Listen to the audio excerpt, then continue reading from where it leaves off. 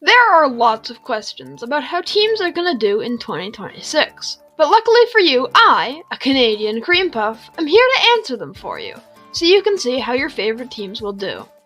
I'll do this by looking at engines, key engineering personnel, and rumors to give you an idea of how the grid might look next season. Starting with Mercedes. Mercedes is heavily rumored to be the top team next season, with supposedly the best power unit for 2026. This might not be true, but there are so many rumors about this it's kind of hard to ignore, and it makes sense considering Mercedes has been a top team for the majority of their existence, and they have the funding to make good cars. Next is Aston Martin, who are also heavily rumored to be a top team. This is because of top engineer Adrian Newey now being on the team, and that makes sense considering he's made too many championship-winning cars to even count. They're also being bankrolled by Daddy Stroll, so they certainly have the money to build a good car.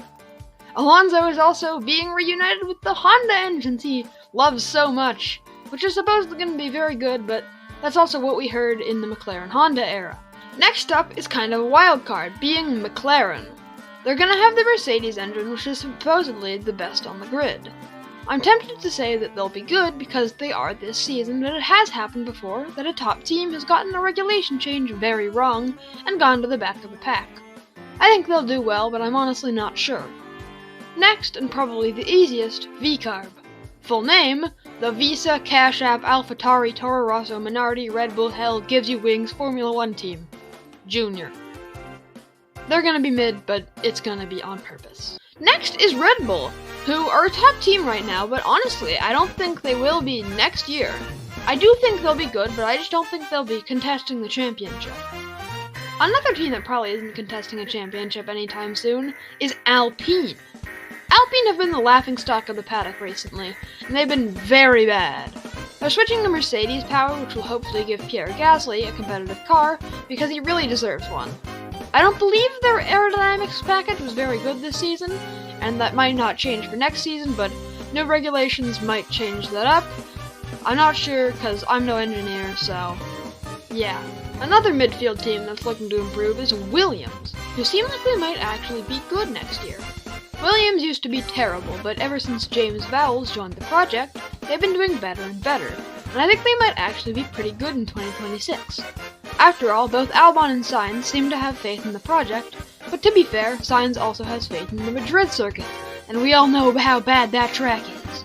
But seriously, they look like they'll do well next year.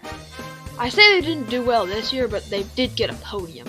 But now, over to a team that probably won't be getting a podium anytime soon, we have Cadillac, and they're inexperienced in F1, so they'll probably be pretty mid. Hey, I'm sorry about this, but I'm a small YouTuber, and you can help me out by subscribing.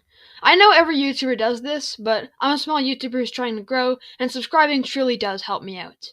You can also help by using the new hype feature, so please do that if you're enjoying the video so far. But, back to the video.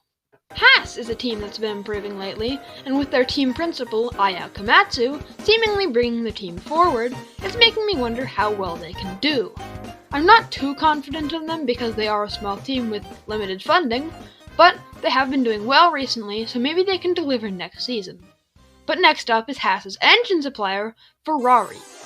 You can never count out Ferrari, except this season, but I do believe they are going to be a top team, but not the top team, because this team is more depressing than my upload schedule. And lastly, the team I've been waiting to talk about, and I'm sure the team you've been waiting to hear about, Audi. How will they do?